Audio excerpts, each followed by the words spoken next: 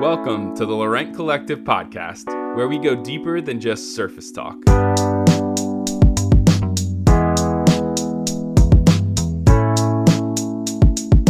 Each week, we'll explore everything from family, business, creativity, culture, and faith.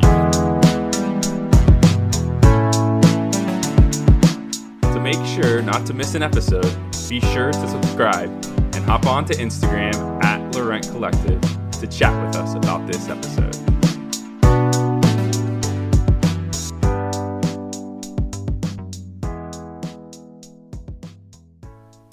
Hello. Hello. We are back, and we have been just, I think we talked about this a little bit before. We've set some new rhythms as we started the year, not goals, rhythms. And we're enjoying one of those, and that is just kind of being at a more of a slow pace. And we thought we would talk about that today. Yeah. We have talked about rest before. And so this is similar, but a little bit different. And in episode 42, I believe it is, we talk about like how to build rest into your schedule. And so I definitely like go back, listen to that. That's super important because that's part of this conversation. Mm-hmm. But we've just had some rhythms. We have built rest into our schedule. But we've even, I think we've gone up and over that even in some ways. Yeah. And we're learning some things in it. Yeah, for sure. Yeah. So do you want to get us started in chatting about like what that looks like for us right now in our life? Well, I think the biggest thing of like, choosing slow versus like, I always think about the extremes. And so I think for us, we realized maybe in the past, generally, what we would have done is to really pack things full, volunteer for everything, say yes to more things than we should have. And I think during that season, there might have been things that we, that some of that stuff made sense to do. But I think as we've, our family, our kids are getting older, we're getting older. There are certain things that are happening in our lives that I guess we don't want to, not miss isn't the right word for me, but like, I feel like I want to make part of it. Yeah. Like I want to make sure we have space for them that's, I think that's more of it for me. I think for me, it is I'll paint a picture. I think I like to think of it that way. So like, for us, I'm going to paint the picture of what this looks like for us. And then you think of whatever that would be for you, because everybody's unique in what they find is like slow and restful and that kind of thing. And so for us, we've had, still feels like after school is a little bit rushed and things like that. It's like picking kids up from clubs, getting dinner on the table, those kinds of things. But then usually I feel like dinner is the marker of it, like slowing down, of the evening slowing down. That's true. So dinner is, we have another episode, I can't remember, of how our dinner table is. And so dinner is really important to our family as much as we possibly can to eat with all the kids, all of us at the table. And with that means that, we have a great conversation and stuff like that. And then afterwards, the kids have their different tasks and chores that they do for the family team. We all kind of work together. Mm-hmm. And then it's that slowness of like getting the kids into bed. And we still read books out loud to our kids. Our teenager has no interest in that whatsoever. But sometimes he's definitely, I feel like he's definitely taken a turn in the last couple months. Yeah. Since turning 15, it's like, I've got my own thing I do now. Yeah, which is fine. Yeah. But the other two are still very much into us picking a book and reading together and that kind of thing. And so that kind of creates this like, you know how it is. Like if you have children and you're kind of getting them ready for bed and stuff like that, there's a bit of a transition too that kind of tells your own body like, oh, I'm transitioning as well. Mm-hmm. And so then after they're in bed, and when I say in bed, they're probably not asleep. They're still reading and things like that. But then it's Pat and I will, sometimes you'll put on a vinyl record or he'll just put Spotify on and have it playing in the background and that kind of stuff. And generally what happens is I will pick up a book and I'll read a book, and Pat will sometimes read a book too, depending on what he's into, or he'll most likely be like sketching or drawing or something, not work related. Mm-hmm. It's totally like fun related. Just for fun, yeah. And fun related? Is that a way you can say that? I hope it's related to fun. Yes. And it's kind of sometimes we'll light some candles, we'll have a cup of tea, sometimes it's a glass of wine. I mean, it's all over the board of those kinds of things. Mm-hmm. And then, I mean, I'll be real right now. Like, I'm hitting the bed at 9:30. Now, it doesn't mean I go to sleep then. Tends to be I'll stay up and read like another half an hour to an hour. Yeah. But it's like my idea in my head is I want to be like in my bed at that time, because sometimes my body is like, yep, it's time to go to sleep at 9:30, and I'm not ashamed to say that. I would have been so ashamed to say that like 10 years ago probably. But so whatever it may be for you, whatever slow looks like to you, like we have it's the well, I'm gonna read something here in a second, but it's the idea of like, this is like what people used to do before we had technology and things like that. It was before there was, I read a book recently, and it was really had me thinking about the idea of like, before there was even, electricity to be able to light our house after it is dark. Like, people lit a fire and like sat around the fire. You either read books, you knitted, you did whatever, you chatted, like those kind of things. And it was that like slowness of that. Yeah. Yeah, I guess in my younger years, I would not have said, oh, I don't need that. I wish we had done this when we were younger. We would have learned a whole lot, yeah, I think. I think we would. I wish we would have built some of that rhythm into our lives a lot sooner. I think a lot of it too has come out of, being in lockdowns and stuff as well. Like some of that stuff that was kind of forced upon us. Yes. To slow down. Has really kind of gone, oh wait, actually I think we did really desire this. Rather, I choose slow instead of choosing. I choose it slow. Yeah. And so I think that's a great way to put it, Maya. Like just that painting that picture of just dinner, just chill things after dinner. And actually I think, I don't know if this is the right word, but like just being able to be present, like not thinking about what's going to happen tomorrow, or what happened.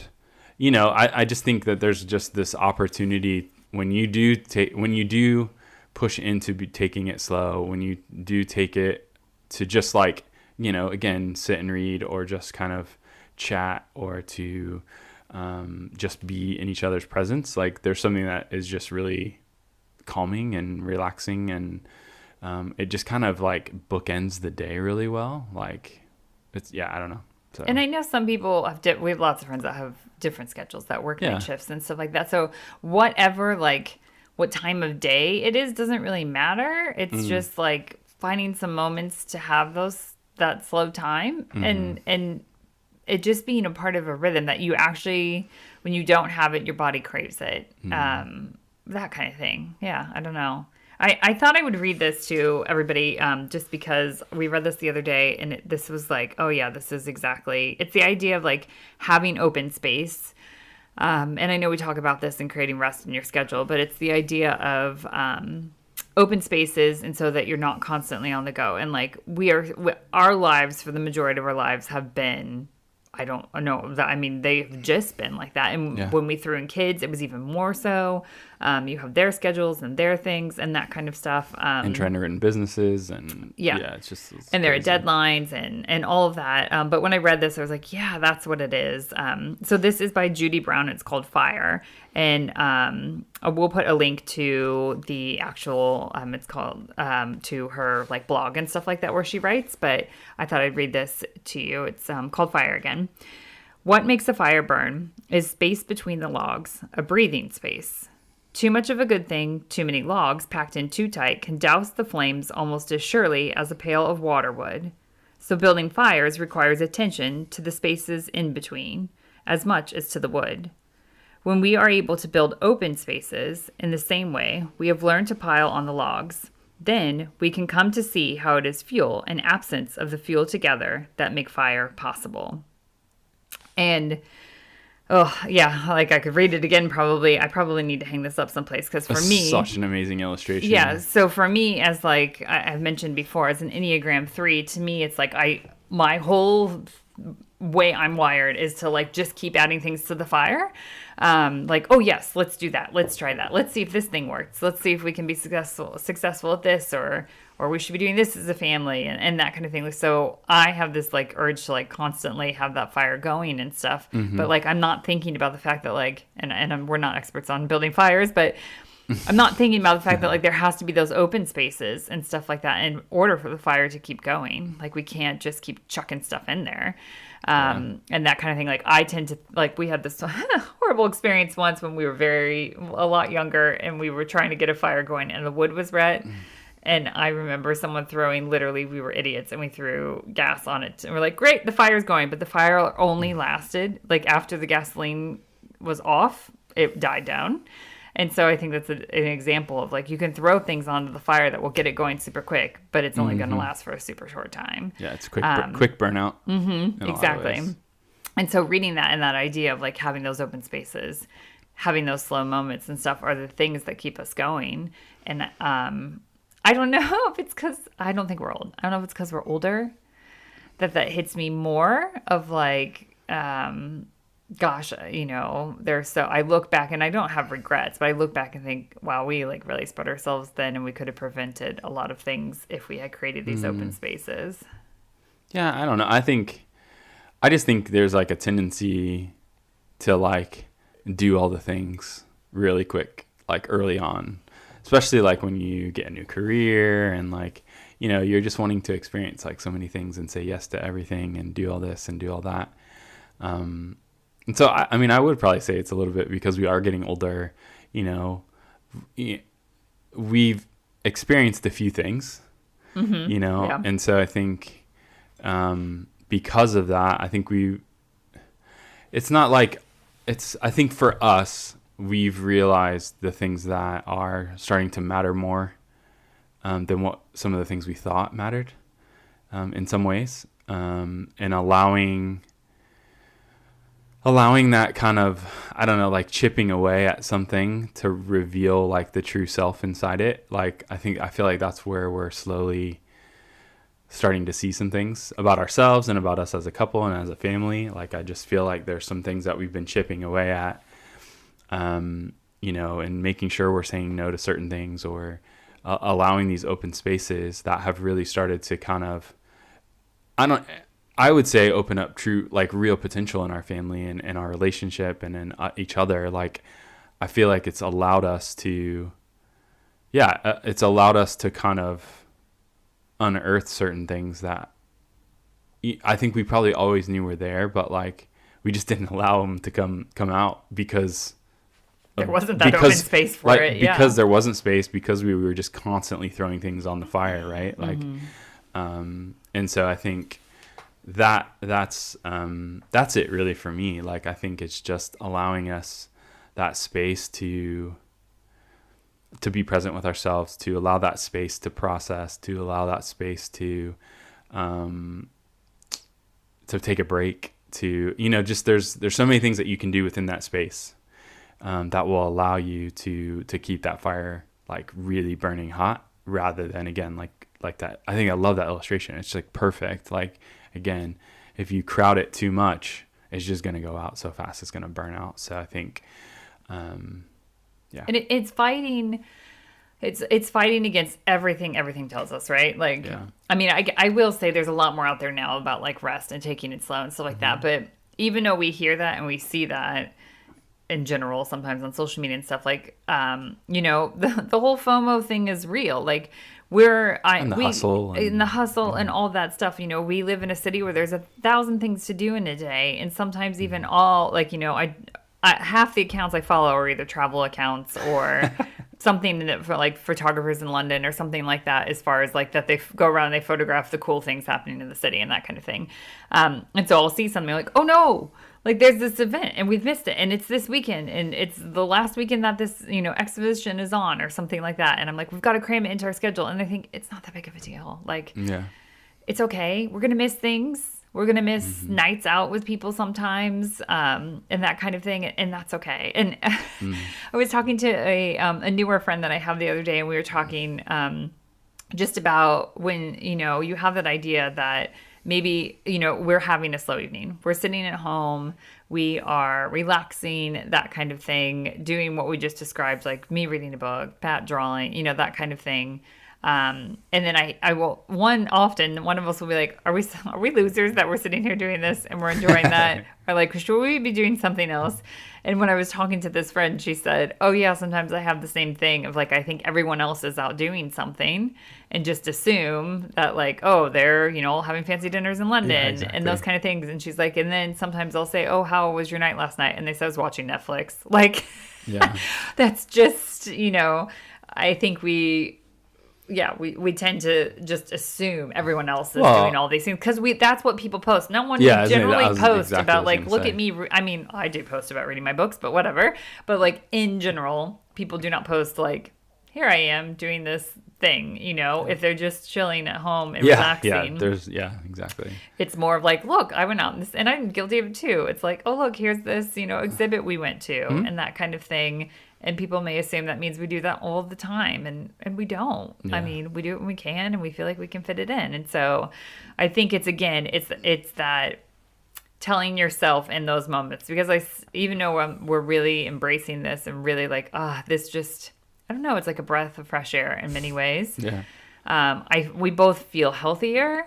That's the other thing too of like, I think, I'm not any kind of doctor or anything like that, but just all the mental things too of when you allow yourself to have those spaces and have those open spaces. It does something to your body and that kind of thing. Because when we're going, like I struggle with stomach issues, you have stomach issues, like I get back flare-ups a lot of the time when I'm stressed and that kind of stuff. And so it's just, it's taking that breathing room in those spaces and being okay with it and realizing like, regardless of whether the rest of the world looks like they're doing, like we're choosing this, we're choosing the slow, and that's what we all need that. And I wish we would be better at showing it more, I guess. Maybe we need to be better at that.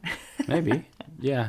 I think for us, like, it's also, I think we're trying to like, I don't know, setting an example is like such a weird phrase to say, but like I want to show our kids certain things of how we do life and things like that that this is a possibility in your life. You don't certain things that maybe you're seeing in the world and things like that isn't necessarily what you have to follow and do. And so I think that's another one for me, is just showing our kids like these healthy rhythms and allowing them to kind of interact with them in the best way they can and that kind of thing. So hopefully something might stick, or, maybe later in their life that they go, oh, I remember that time and maybe I should do that more. Or now I remember why mom and dad did that, or whatever. Like, I don't know. For me, like that's another thing too. Like I want to make sure we're modeling healthy rhythms with our kids and showing them that there are, good ways to care for yourself and to, I think you just said something, Maya, where it just reminded me of like, just, it's almost like you're giving yourself like little mini tune-ups, like in that space. Like, you might go for a bit and then you allow, you create this space that's a place for you to want to rest, but then also to, make sure things are working okay, that kind of stuff. Like it just allows you that space to get a little tune up and to and in some ways be reminded of why you're doing what you're doing or why you're invested in that relationship, or I think it just allows you that space to really and it allows maybe some anticipation to build, which is kind of cool as well, and gets you excited about maybe the next thing, or I don't know. Yeah, it's interesting. I was, talking to somebody else. I was talking to them about like what we're drawn to as far as like, a lot of you probably aren't on social media. But for those of us that are, again, like I just said, like when I look at the type of people that I'm like, ooh, I'm interested in that. It's like travel because I want to go those places. Or like there's this one person that I follow that she does beautiful photography and stuff, but she puts these videos together, and I've shared them if you follow me on social media before, of like, she also like just shows like London, at least, in the slowness. And so like on a rainy day, she'll just have quick snippets of images of London and just everyday life. And I think that's the thing, like no matter where you live, there's always going to be something that feels like, oh, either I'm supposed to be caught up in this fast pace or you know, when you live, I'm going to say in the country, but you know, when you live someplace else, there's sometimes like you've taken on other things, like you have more land to care for and things like that. And that kind of stuff. And so there's always going to be something that is calling us into more. And those things and enjoying those things and that kind of stuff isn't not bad. Yeah. But I think sometimes the things that I enjoy most of the travel, it's not like, here, let me show you the whole city of Rome. It's more, I'm drawn to the people and I'm like, wow, look at that spot they're sitting. I wonder if they sat there and had a meal. Yes and no. I know, but then when I actually go and do it, I'm like, come on, kids, go. We got things to see. We got the other thing that we got to go see. So Pat's smiling. Be a little bit more. I know. I'm guilty of it. But I'm drawn to that. Like when I see something posted and it's like, oh, that looks like relaxing and like, oh, imagine sitting there. And again, we have talked about this in a previous episode too. And I can't remember what the title of it was, but it was like what we've learned from living in Europe. And some of this, I think, not some, I would say a lot of it has been influenced by that. It's the long walks. It's the longer meals. It's the... what do you mean? Like some of the questions we get about like work and not taking holiday and things like that. It doesn't mean everyone is that way. We live in a major city where work is like push. But it's just that idea that, you know, it's okay to have slowness. And I'm drawn to any kind of culture that has that kind of built in. It's not even built in. No one really talks about it. It's just assumed. You just do it. And again, I think there's something about that just, you know, and I think I love, and again, in that, in this poem that I read, just, she says like, so building fires requires attention to the spaces in between as much as to the wood. And I think I'm saying we and the two of us, but I'm going to assume the majority of us pay so much attention to the wood part of like, what can I add? What can I stack? All that kind of stuff. And we don't pay attention to those spaces. And like we've said, like it's an intentionality. It may be, you know, we've talked about this when we talked about the rest, but like, just the other day I had this happen of like, I need to be able to look at our whole month and be able to see like on a computer screen or something, not just the little dots on my phone that shows we have something going on. Cause sometimes those are like, our kids have some activity during school that day and need to remember to send a pound in or something with them. But like, I need to see if we've packed our schedule that week where we have something every single night. Sometimes there's not ways to avoid it because kids will have stuff and things like that, or we have meetings we can't avoid in the evenings or something. But in general, I'm like, you know what? Let me get back with you on that date, and then I can come back, look at our calendar more in a, you know, or a diary, whatever you want to call it, in a wider range and see like, oh, we don't have open spaces this week. And that's not going to be the greatest. Or if you have something big coming up that you're like prepping for, or a big presentation or whatever it may be, like trying not to pack all the wood into that week before. We're guilty of it if we're taking a holiday. I feel like this week has actually kind of been a little bit like that, which is kind of funny that we're talking about it. This, is. So, well, during the day, we've had some quiet evenings, but That's our true. days have been a bit little packed in. And sometimes you even have to pay attention to that. But again, it's like paying attention to the open spaces and making sure you're having the open spaces, or that fire is not going to keep going. And I think that is the hardest thing. It's the saying the no's. It's the blocking out your calendar. It's finding it's uncomfortable to be sitting and feeling like your word, that the Pat's phrase, should I be doing something different right now? You say that often. If you're like, I don't know, you had your Star Wars book out the other night and he was like sketching stuff like that, and you looked over at me and you're like, I feel like I should be working. And that is so hard to fight against. It's really hard for me to fight against that, for sure. Yeah. You know, because I think, at least for us, because we own our business, you know, you feel like you want to make every opportunity that you have to maybe do something for the business, because potentially that could mean revenue coming in and things like that. But at the same time, I think, you know, realizing that in the spaces allows certain things to happen that can draw inspiration when you are working. It gives you more energy. It gives you, you know, we just had a discussion about some of this a little bit with some creatives this week of just the idea of like when you're stuck and things like that, but and making sure you're allowing your space to let things happen, your subconscious take over a little bit, ultimately rest or try something different or whatever. I think a lot of times, I know for me specifically, like I want to make sure I've done enough all the time with work and all that kind of stuff. And that's something I really am challenged by constantly, to step away from it and to make sure that I, again, don't stack too many logs on it so it burns out really fast. So,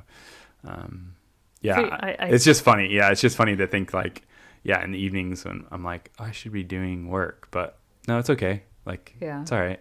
Because those spaces and that time, like I'm trying to get into writing more and stuff like that. And while I'm writing a little bit different style than what I'm reading and everything's like that, it fuels my creativity. And we've talked about that before, that rest fuels it. And so, I hope this has been encouraging of like, if you're sitting at home in an evening, I know sometimes we do listen to podcasts and stuff like that. Like if you're sitting at home doing something that you're like, oh, this feels nice, this is slow, that kind of thing. But then you have that little inkling in your mind that's like, wait, I should be doing something. Or I will bet other people are out having a really good time and doing these things, and they may be. Or don't go on Instagram. Don't on Instagram during that time. Yeah. I mean, and you know what? Sometimes they may be out doing those things. Fine, like that's not for me this evening, and that kind of thing. And so think about that, like that fire and those open spaces that are needed to keep things going. Like we can burn ourselves out very quickly, but then all that's left is the ashes, and there's nothing left to give to anybody or anything, including yourself. And so. We hope it's just an encouragement to embrace slow and choose slow, and that it's okay. Yeah. And it's actually really, really good. Yeah, definitely. And we'd love to hear from you guys on this. Like, how are you choosing slow? Maybe it's because you've learned a lot of things after, I don't want to say after the pandemic. We're still very much in it, but like after being in lockdowns and stuff like that. We'd love to hear from you of some of the things you're choosing, because we can share those too and like be an encouragement to one another. We are looking forward to talking to you guys next time, and we will not see you soon. We'll talk to you soon. Yeah, talk to you soon.